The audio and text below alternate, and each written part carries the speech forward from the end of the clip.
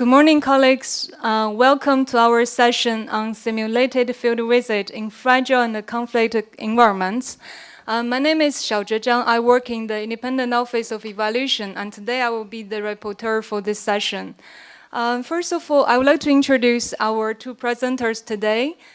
Sitting on my left hand is Ms. Monica Zikusooka, and she is the Monitoring, Evaluation, Accountability and Learning Manager for Save the Children in Somalia for the regional office in Zambia. And the other colleague is Ms. Hassan Ileli, and he's an expert in digital technology for social change and development. Both of them have extensive experience in development area. And today, our focus of this session would be how to use information and technology for those difficult areas where we have very restricted conditions to enter, and how to collect the data in a more timely manner. With this very brief introduction, I would give the floor to Ms. Monica Zikusooka. Good morning, and thank you very much, Xiao. Welcome to our session. Glad that you came. We want to bring you a field-level experience of what it actually means to use technology to interact with communities, especially so when it is in fragile contexts where you can't walk in and out, but you have to find a way of monitoring the work that you're doing and measuring the changes it might be making for the people, and also, of course, learning from the same. So as Xiao introduced me, I work for the regional office of Save the Children, but I spent four years working in Somalia, and that means doing different programs, which we will take you through.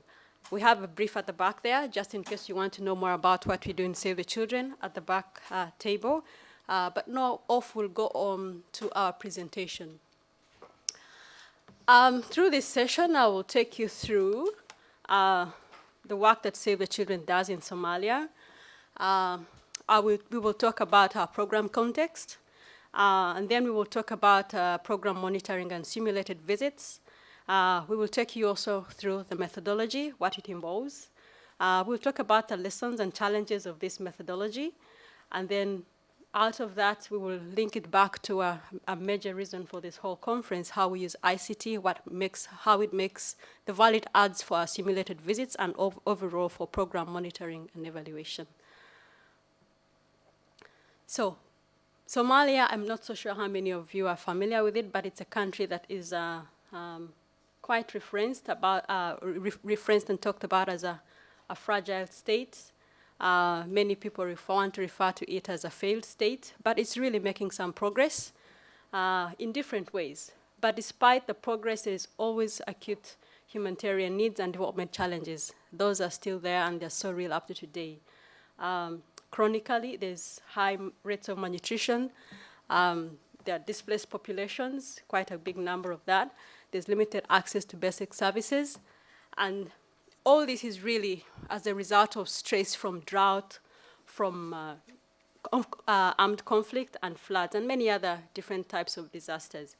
This calls, therefore, for kind of programs that are working to save lives, humanitarian programs and development programs, such as what we're doing, what Save the Children is doing. Overall, Save the Children implements programs in nutrition, health, education, child protection, child rights governance, food security, and livelihoods across the country, responding to the huge development and humanitarian needs. In Somalia, by the end of 2016, we'd reached about 1.3 million children and adults, and that's quite a population that is really cross-cutting the whole country.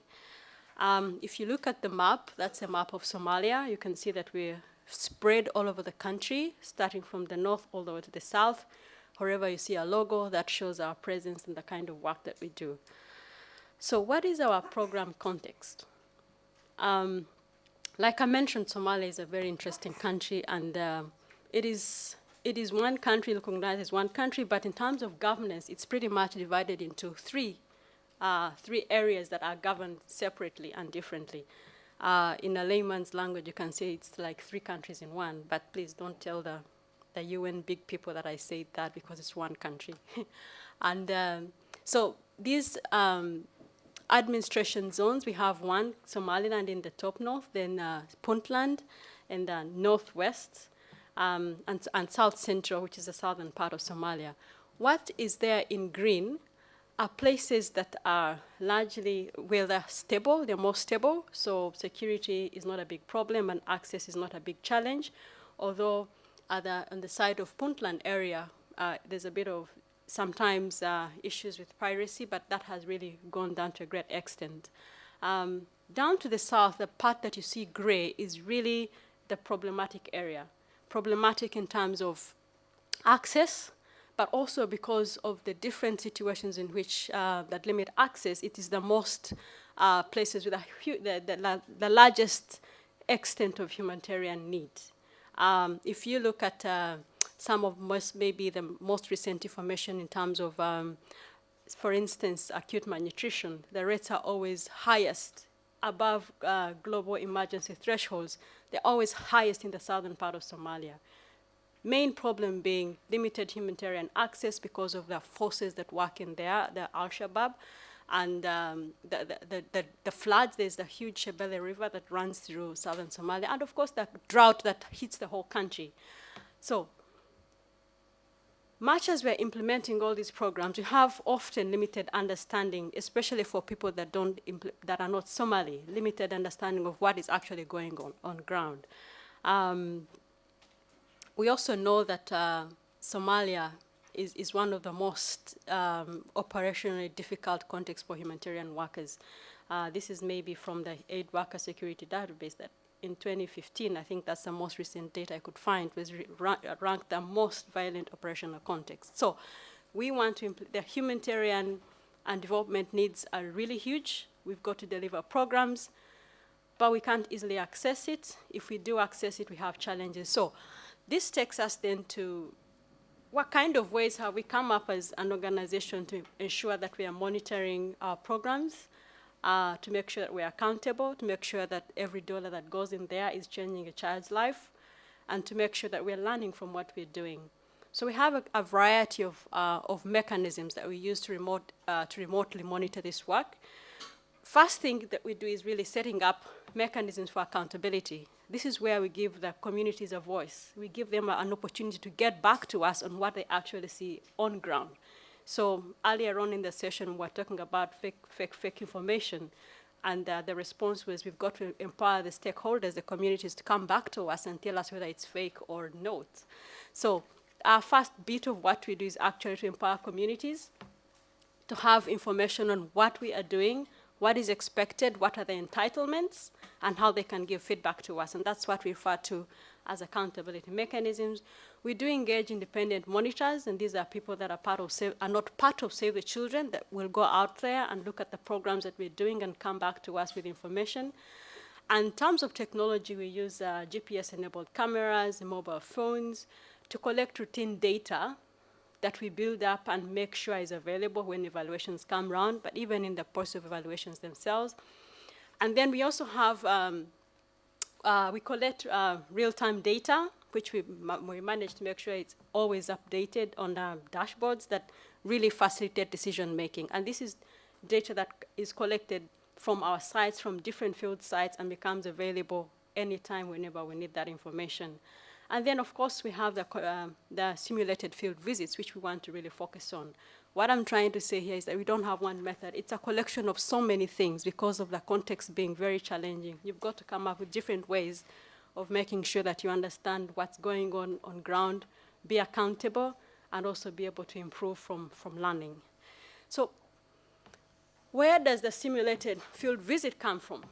Back in 2013, we had a huge nutrition program happening in Puntland. I did show you that upper north, and then in Hiran, which is in the southern part of the country. This was a huge grant of about, I think, 3 million euro that was supposed to be done within a year because it was responding to this is about the time when we had the Horn of Africa famine crisis. So we're implementing this very big program, and we needed to review, or for humanitarian programs, we do real-time evaluations, evaluate this program, how it was doing. So in the context of this program, the team that was evaluating it, only a few people could actually go to all the areas. Within Puntland, the northern part of the area, it was possible to go into the field work, into the field, talk to communities, look at the data that was available, conduct several interviews, and come back with the information that we needed. But for Hiran, that is in the middle of South Central, we could not get to those areas.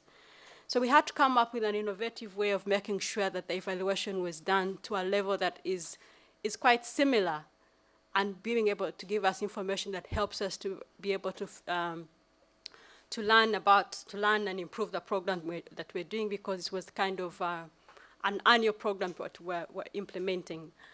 So we developed a number of tools that were just for the purpose of that evaluation, and over time, we have created that into a simulated field visit. And now I'll take you to what this field visit is about and what it involves. So first of all, our main aim of this visit is to monitor nutrition programs. This is now referring to a specific nutrition program. As you can see in red, verification of program existence. That's so important in Somalia.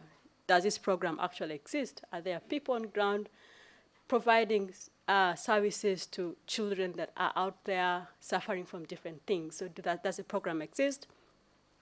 Then, of course, we want to assess how the program is performing. In that process, we also want to provide technical advice to program teams that cannot be accessed by international staff. Earlier on, perhaps I forgot to emphasize that the people that can actually access these areas usually will be local staff. These are local staff from the very communities, because in Somalia, it's very difficult sometimes to even work across areas because of clan differences. So you might have to you're limited to working in your own area where you're accepted. And what does that mean for evaluation? That's when we end up many times with fake data, fake information, extrapolated numbers, because people are working within their own communities, and it's difficult to get the real thing. So getting outsiders is into the program to actually look at it is one of the really underpinning points for a simulated visit. So because we can't get external people there, especially international staff or people who are not Somalis, that is the other underpinning point for the simulated visit. So in terms of technical advice, some of this would be from people that are experts, but they not go to the field. But through this visit, we're able to provide remotely that kind of support. And then, of course, the other purpose is to identify gaps and areas of capacity development, and also have a bit of connection with field teams that you never actually visit. While you have the advantage of visiting other areas in the north, in the south being difficult, it becomes difficult for teams in the field to continue to stay on track and be motivated about what they're doing without getting any people visiting them. So this is our methodology of how the simulated field visit happens. First of all, we want to identify what are the standards, what are we looking for, define our information needs out of this process, whether it's a review, whether it's a routine monitoring exercise, whether we're collecting information that is feeding into an evaluation. We kind of first of all have to define our information needs.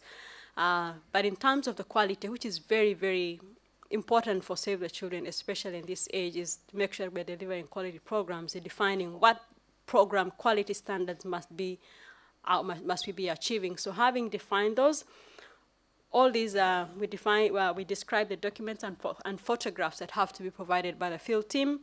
Then we conduct Skype and phone calls with the field team, our field staff, together with some of the community members that they may have, that we would ask them to find. Then we have like a sit down of a joint review of documents from the field. Then we have a discussion, and then have some action planning. So I'll just go briefly through each of these steps. So the first bit is where we describe the documents that we need. And this is a whole set of documents. We will ask for specific photographs with very clear instructions of where to take the photograph, what kind of photograph we need, and those have to come with GPS as well, because we've got to be sure that that is actually a point that we have in our records, that we have a facility or a site in that area. Then we ask that we have scanned documents.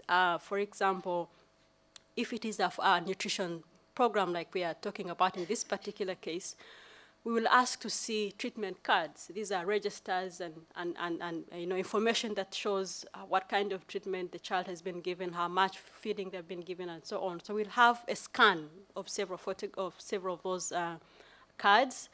Then we shall ask also for phone numbers and volunteers of staff attached to the site that is being visited in this simulated visit. And then we also ask for scans of stock records and tally sheets, because that's perhaps one of the areas we want to look at in terms of supplies and how they're being managed.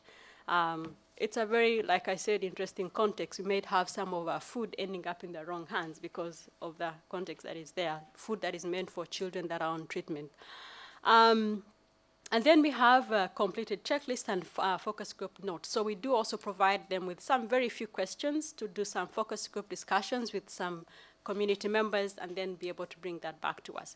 So on the left or right, whichever is on, it applies on your side, is a description of what we request from the field. It's all of it described so that the team is very clear on what they need to provide. So this is a checklist, an example of a checklist we've provided that they'd have to send back all the information indicated what has been provided in terms of photographs, different places that we want the photographs to be taken, just to show us, for instance, through a nutrition site, all the different pieces of information we are interested to see in terms of the quality of the program and performance, as it were. Then we'll also, these are samples of OTP cards or treatment cards that I mentioned. This is not medical information that the doctor is providing. It's just some kind of community management of malnutrition, where a child is given supplementary feeding based on their weight and their other different symptoms that they may have. So it's a community managed kind of center. It's not a high-level medical kind of treatment. So this information is available, and they provide scans that show us for different children what has been given for what weight and and whether it follows the guidelines. Then we do have focus group discussions. This is an example of a tool that has all the questions that we're asking, and that's a sample of somebody having a kind of discussion where a focus group discussion with the community members. You might be wondering about the setup. Well, this is kind of what happens in Somalia. Men sit on chairs and women sit down. I know perhaps I'll get some question, why isn't a woman doing it? Our teams are combined depending on the circumstances of who is available and qualified to do some of this work. Sometimes it's very difficult to find women that can do some of this work, so our teams are combined. Then we go through a document analysis. Once all those documentation, the photographs, the scanned documents, the focus group notes are taken, we go through a document analysis. And this document analysis, when we talk about it being a simulated visit, it means we're going to take 1 to 2 days just doing this, because that is, we are not doing it alongside something else. We are taking a field visit to Somalia. So for 2 days, much as you'd hop onto a flight and go into Somalia and come back, so for these 2 days, we are looking at this, analyzing these documents, the OTP cards. What we are looking at things like registration, patient registration, admission and charge and discharge procedures. We're looking at treatments. We're looking at patient follow-up. When it comes to stock cards, we are looking at how they're managing their stock.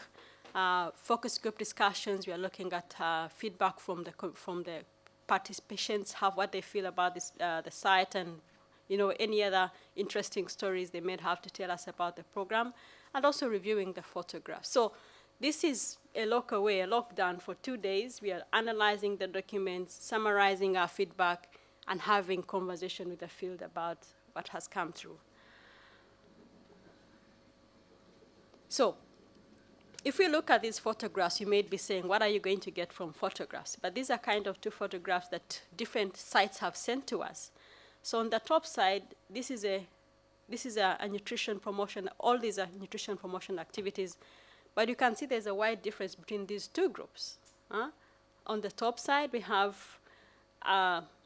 a nutrition session that is being conducted while everybody is standing up in the sun, and people are supposed to learn something. If there are any nutritionists in this room, they'll tell you this is completely not what should be done. But on the left side, on the lower bottom, this is what should actually be done. But these are photographs that we received from 2 different sites when we asked them for photos. So they'll send you photographs of what they're doing.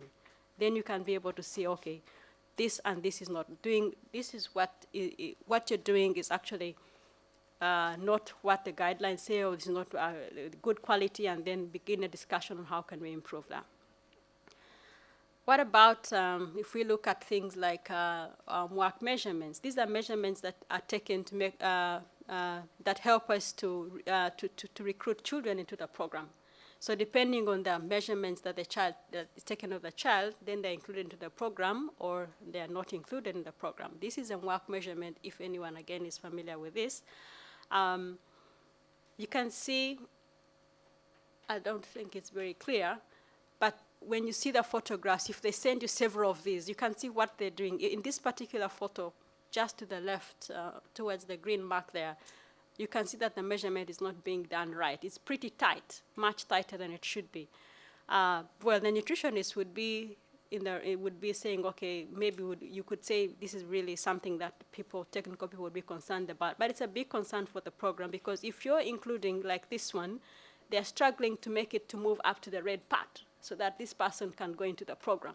You know, at the end of the day, it has big implications. If you're having children that are in the program and they're not leaving, there's a lot of expenditure that is being done on providing nutrition support, providing therapeutic feeding, which is very, very costly for children that shouldn't be in the program. They should be elsewhere. Something, again, that refers to fake data. These are kind of challenges that you have in Somalia, where people will include people that are not meant to be in the program, extrapolate numbers, and things like that. So this is just one of the ways that we can say, okay, your methodology for registering people into the program is not right, because you're putting into the program children that ought not to be in the program. So this is just really to show you what we are able to tell from photographs, how things, what is actually being done against what is expectation.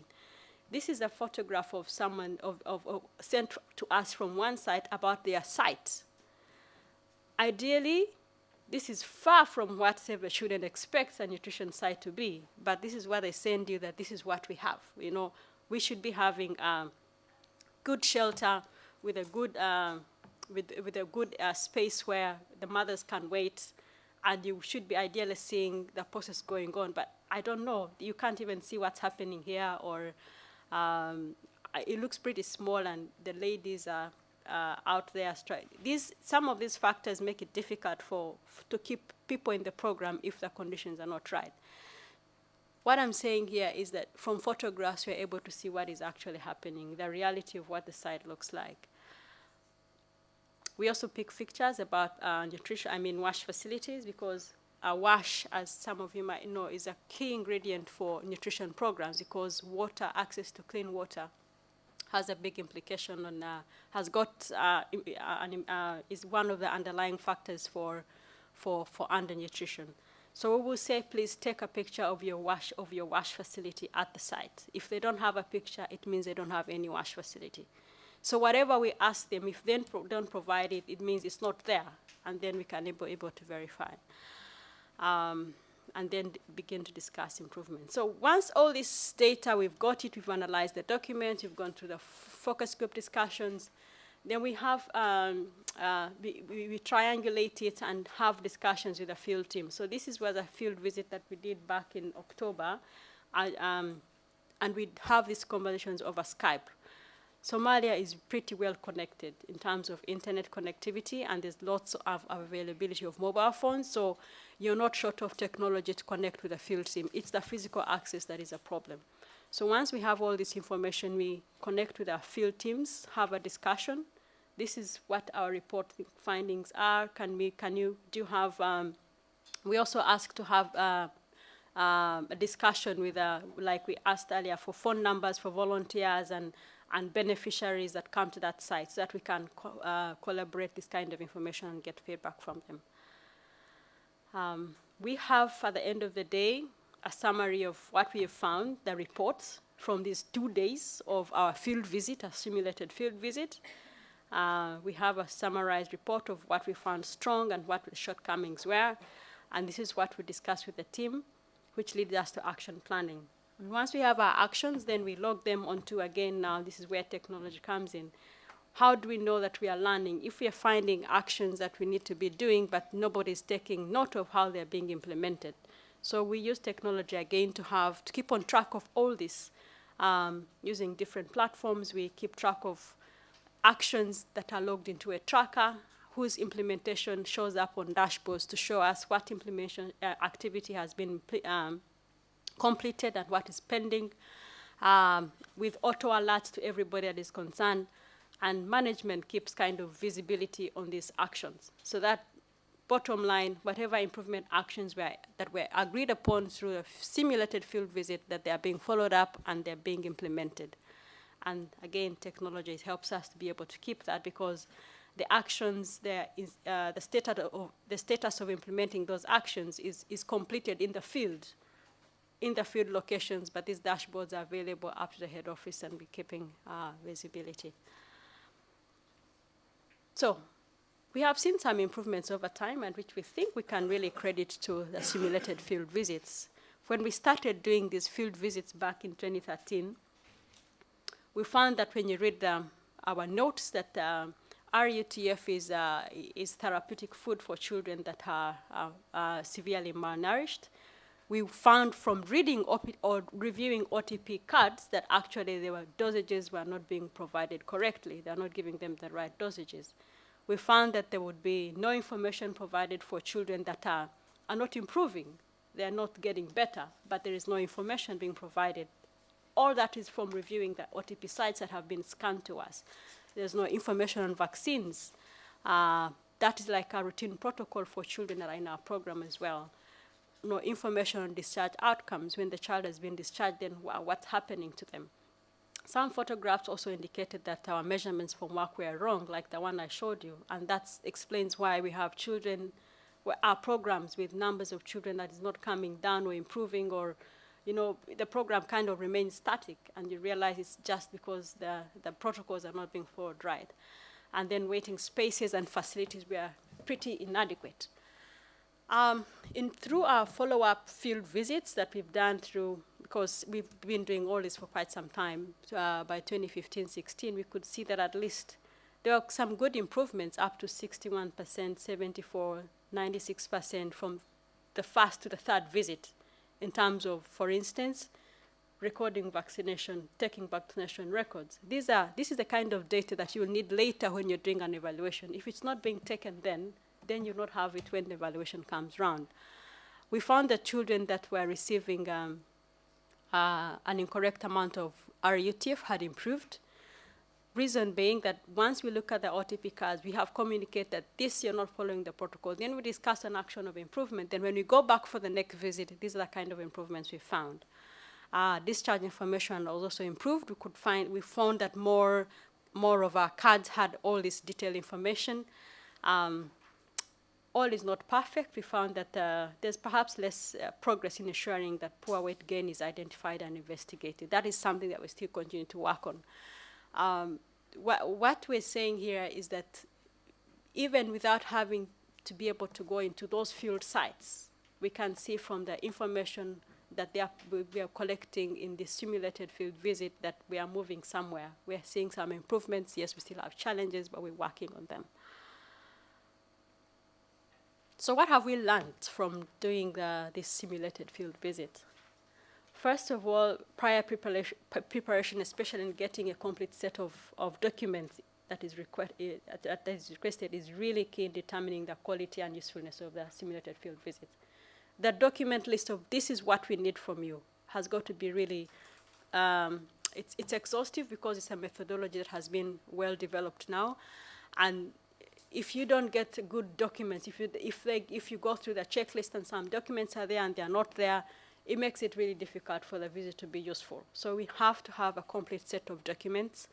At some point we had poor photographs, and then we had to orient people on how you take good photographs and things like that. And that actually is my next point. The quality of photographs can be an issue in terms of training the team in making photographs. We have had trained teams on how to take good photographs. It also takes a lot of communication to get all the correct photos and documents. You have to go back and forth. They've sent you this. You're like, I don't know. This is not what we asked. We asked you to take the photograph at this point. At this point, we want to see this process. We want you to take it at this time, at this point. So you may have to go through back and forth if they are sending you things that you don't think are complete or represent what you're looking to see. And then, of course, the review team is not actually traveling to the field.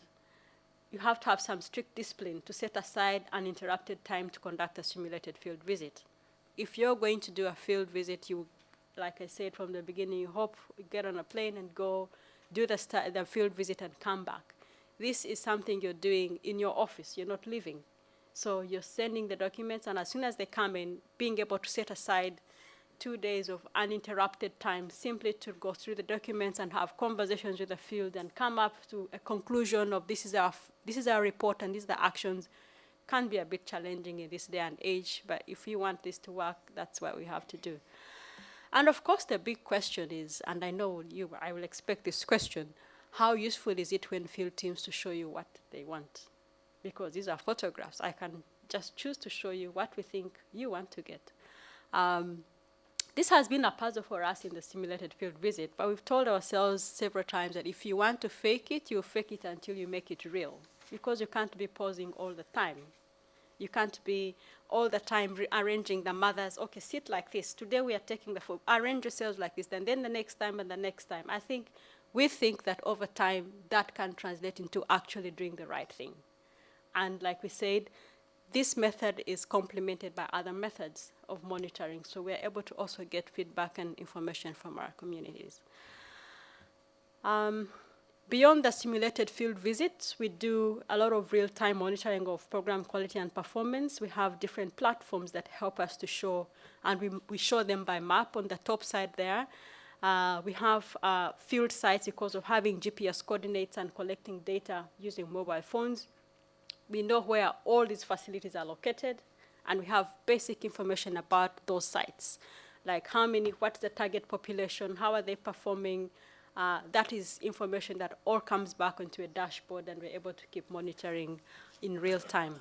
On the bottom left is information that we use to monitor key program indicators by location.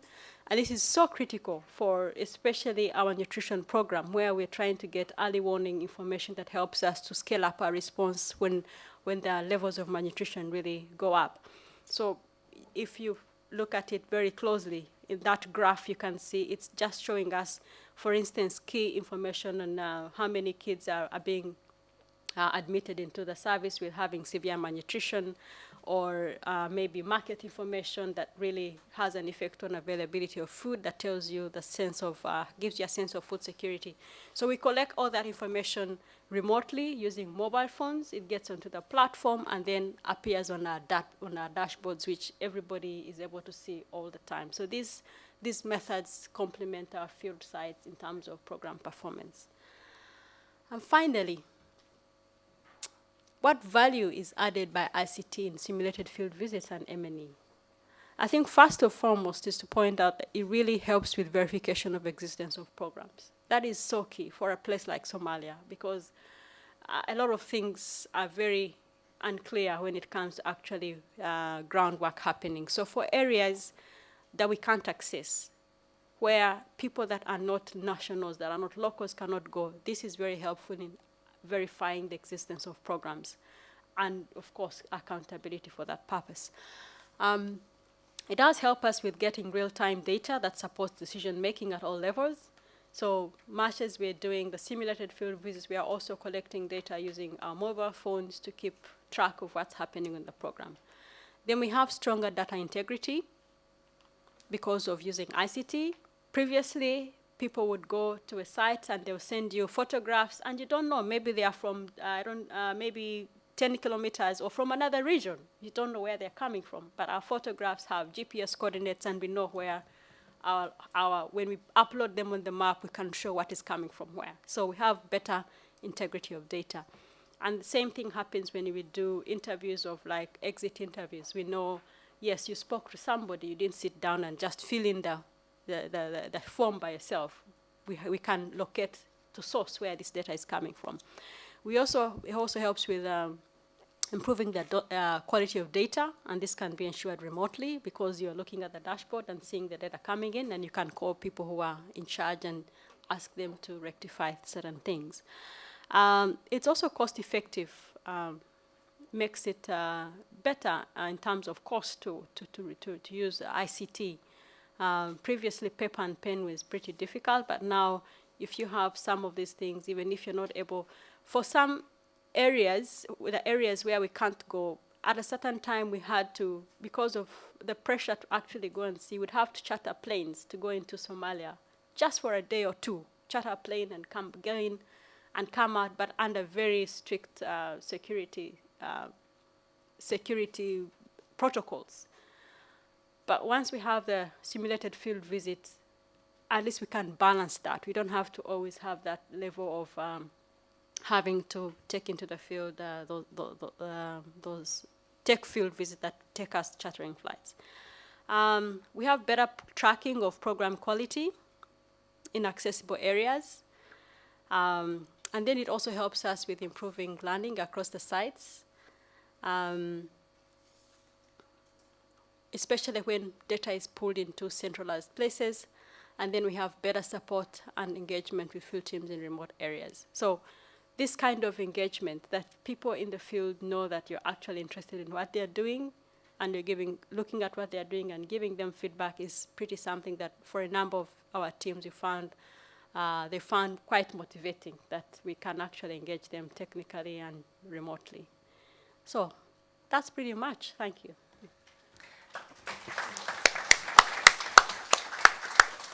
Thank you. Thank you very much, Ms. Zikusooka, for your very informative experience from the field, which vividly showing us how to collect the data in the remote and restricted areas.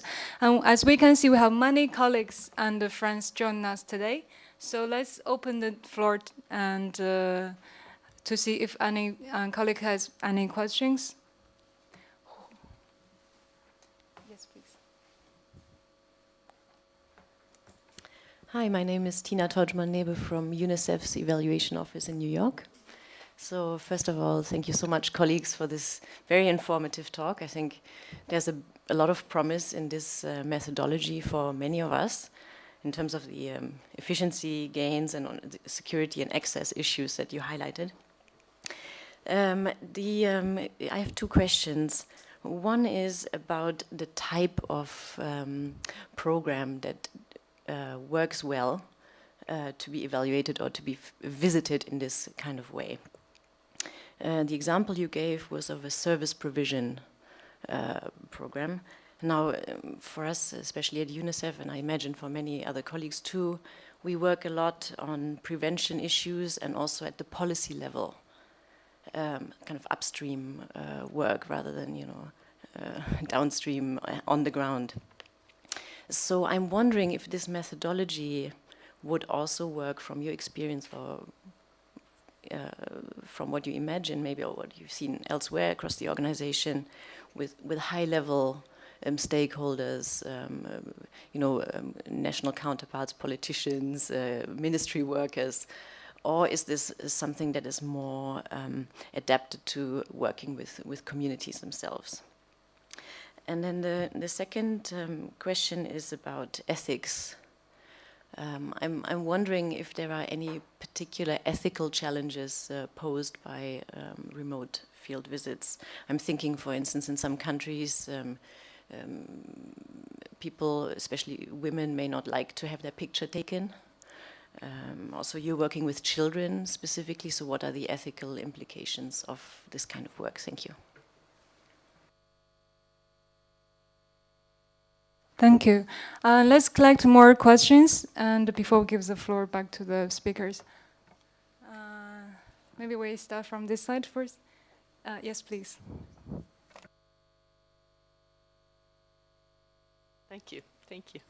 I'm Cheryl Gray from the Inter-American Development Bank. First of all, let me thank you. I thought that was a really interesting presentation and very, very admirable what you all are trying to do, and I really appreciate that.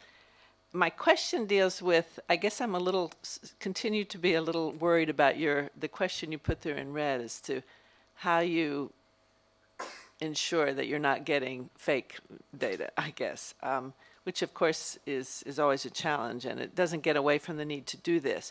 But I was wondering to what extent, I could imagine a number of things you could implement. For example, I'm curious how you kind of incentivize the field teams to report honestly. What happens if you find out that they haven't done that? Or do you change the teams and have multiple people check similar sites?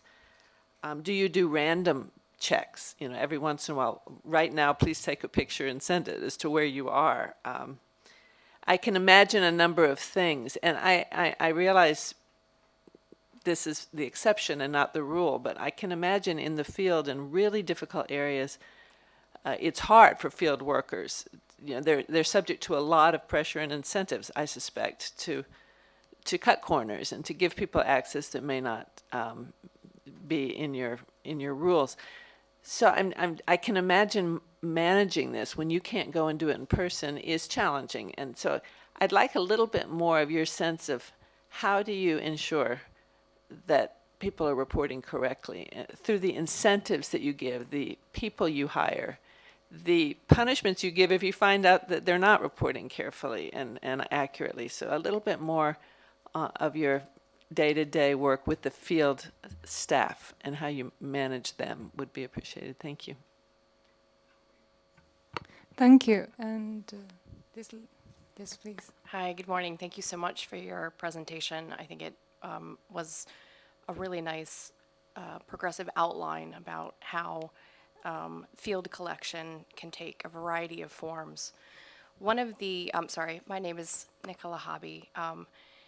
I am the Director of Service Delivery at BAO Systems, which is a software provider, but I have a background in international public health. And one of the things that has struck me every time I go to a conference like these is that we talk so much about data usage and data sharing and the importance for providing information back to beneficiaries. But I hear little about the ability for people to actually consume information and their ability to take data and turn it into information that is actionable. We require so much of field workers. They work under incredibly hard conditions. So what sort of steps do you take to ensure that data that is sent back to them is actually actionable and their ability to absorb it and use it in translatable ways? How are you guys doing that? Thank you. Thank you very much, Nico. And let's take another 2 questions, and then we give the floor to Mr. Zikusooka. Any?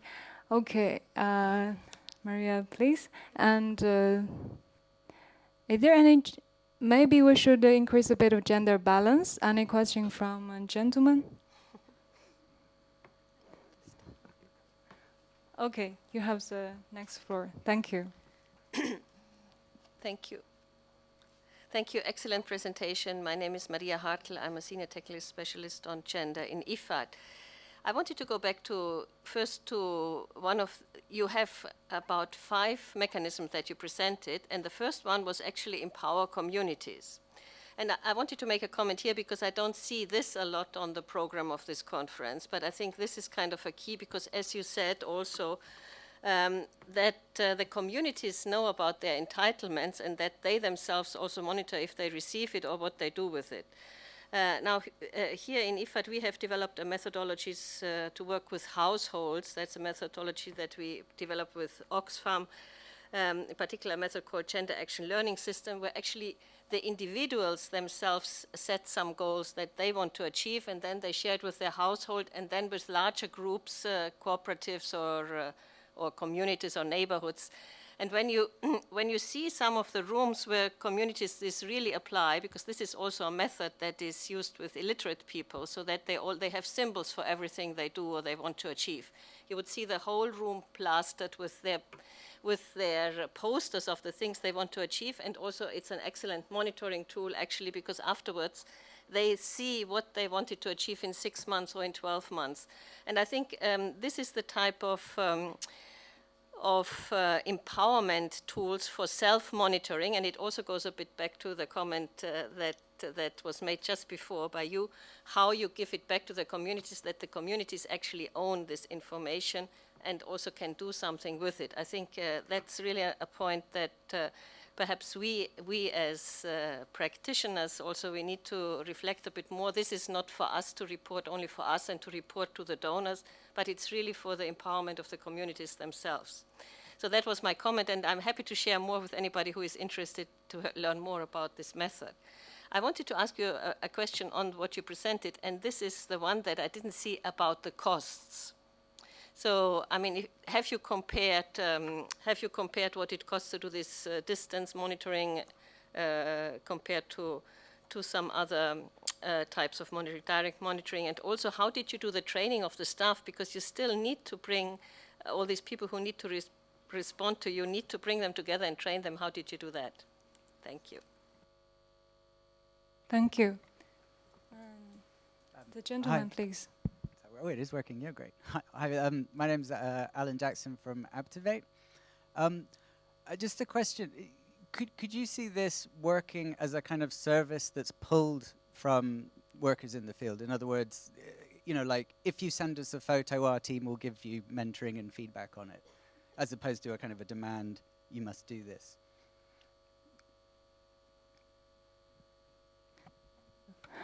Now let's give the floor to Monica or Ms. Hassan.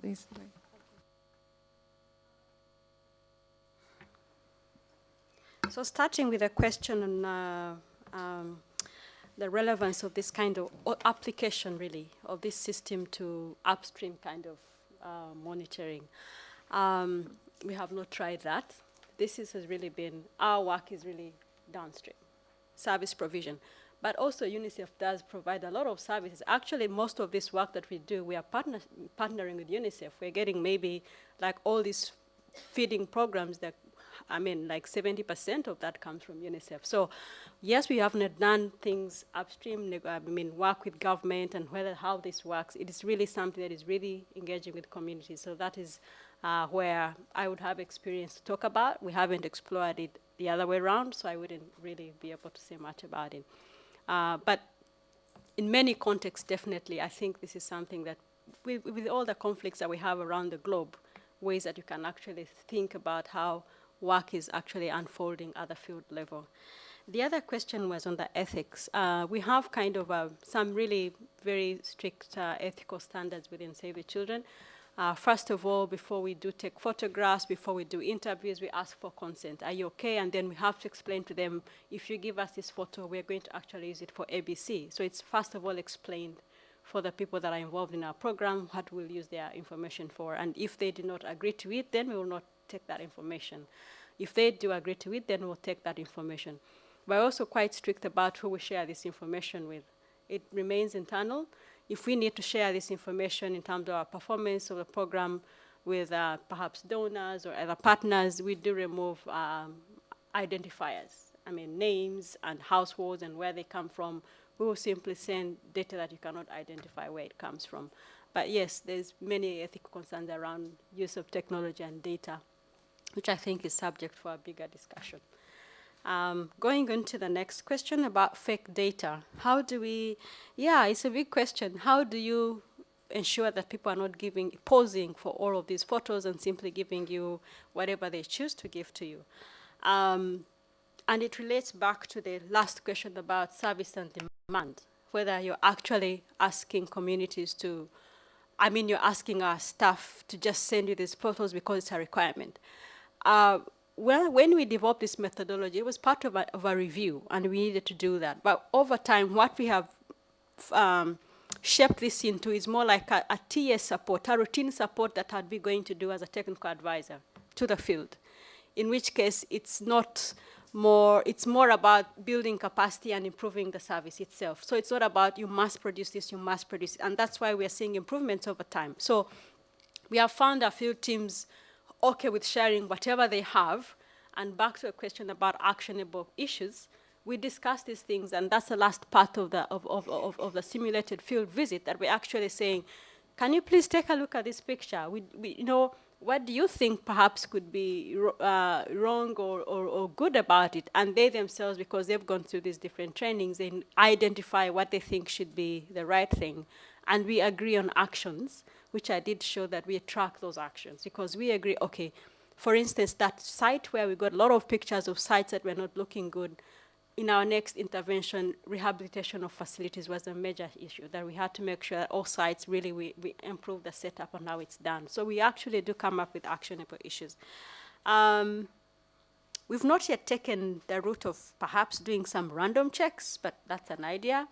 I think constantly what we tell ourselves is that if we ask people to give us photographs over time and continually, or to share with us as part of, because routine monitoring, they do monitor and we do monitor. It's part of how we are improving our program. It's not because we have to write a report to ABCD, but it's part of the culture of monitoring, except that here we're doing it differently.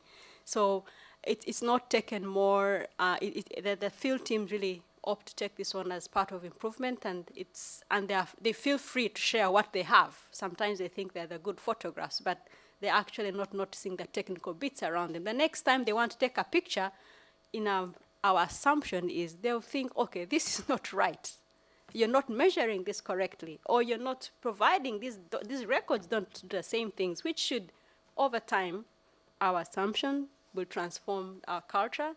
And I think as we've seen in the results, we've seen those improvements happen small by small. The other question was around costs. We have not calculated the cost, but if you look at how the approach goes, it's part of in-field, it's part of what they're doing as a program. If you're going out to a site or going to a school, you'll be taking pictures, so that's part and parcel of what they're doing. It's not costing us as a team who are doing the field visit from moving from our office to the field, so we don't incur any cost at all in that sense, that we would have to incur. I must say that the setup in Somalia does not allow our head office and experts to sit in Somalia. They actually sit in Nairobi. So the head office sits in Nairobi while the country field team is in the field, because, again, of security concerns. You cannot have people that are international sit in the field. So that's a huge, really, cost relief if you're not having to fly into Somalia and back. Yeah, I think I've pretty much gone through all of them. Did I miss one? Oh, the training, yes. So we do train them. And the essence of this is that much as you bring out people, it's only a few. You're not going to carry the whole office, because we have to bring them into Nairobi for a training, because the trainers cannot go into Nairobi. Or sometimes we can bring them into Mogadishu. That is a much safer area. So yes, we do carry out that training, but how about the follow-up? I've trained you that this is how you should do the measurements, this is how you should do this is how you should manage the cards. But I have to follow up. In normal circumstances, I'd go to the field and check. In this circumstance, we use the field visit to follow up and provide continuing support. So that element about this is a lot to do with, like one of the aims I provided there is to provide technical support to the field teams. So it's not just about accountability, it's also technical support to our field teams. Yeah. All right, thank you, Monica. Since we have 5 minutes left, I will take a last 2 questions. These 2 ladies, please. Thank you very much. Thank you for the very interesting presentation. My name is Diana Cartier, and I work in evaluation for the International Organization for Migration. I have 2 questions. One is, again, going back to the field teams. I think in the beginning of your presentation, you mentioned that they're primarily people from the community. Mm-hmm. So I wanted to know if you could give more about the profile, how you've selected them in the first place. And related to that is, are they also the same people doing the work, or they're specifically there to capture this as a simulated monitoring? And my second question is, to what extent has Save the Children taken this and potentially created a model in another type of circumstance? And particularly, do you think this would work where you might not have the same amount of communication accessibility as you've mentioned you have in Somalia? I'm quite curious because I think this is a very interesting model for remote management, but how to do it in a context where you might not have the same advantages. Thank you. Thanks again. My name's Alexis Ditkowski, and I'm with Survey CTO. So I was curious to hear more about the communication between field offices and the ways that they are learning and supporting one another. So it's not just field office to regional office, but the relationships among the field offices. And then I was also curious, it looked like your instrument for the simulated field visit was paper-based, but you talked about digital data collection for your routine M&E, and I was wondering about if there are plans to transition that to a digital-based model, which might help with some of the data quality concerns that were raised earlier. Okay. Thank you very much. We have very few minutes. I have to rush through this, and perhaps Hassan will comment on the translating from digital to that connection that I was trying to make. First, field staff. So our field staff, we recruit them like in the normal way that we recruit people into the program. What is the criteria that you need, the competencies that you need, and especially they have to be able to speak the local language, and they have to be in Somalia many times of the acceptable clan for some of the settings, yeah. So we'll have those teams, that's the regular staff. But then amongst them we have monitoring staff, so those are program staff, and then we have monitoring staff.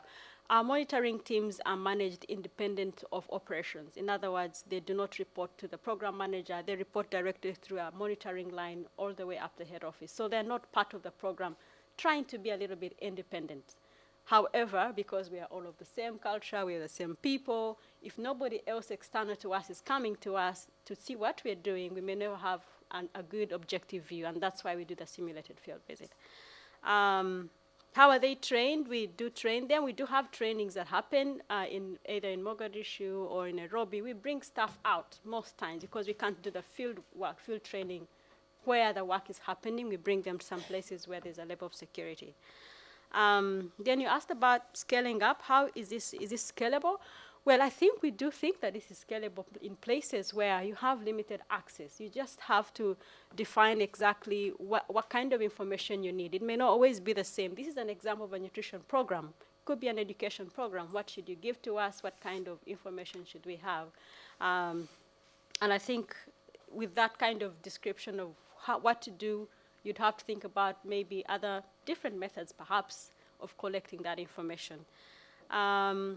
We do have cross-learning between teams. We have explored peer monitoring visits where one site visits another. We've explored those. They're not always very successful, again, because of these security limitations, but those are options that we've considered. Very quickly, Hassan, translating from digital, paper to digital. Hassan is the IT guru. I am the program side. Yeah. Thank you, Monica. Currently is a pilot project.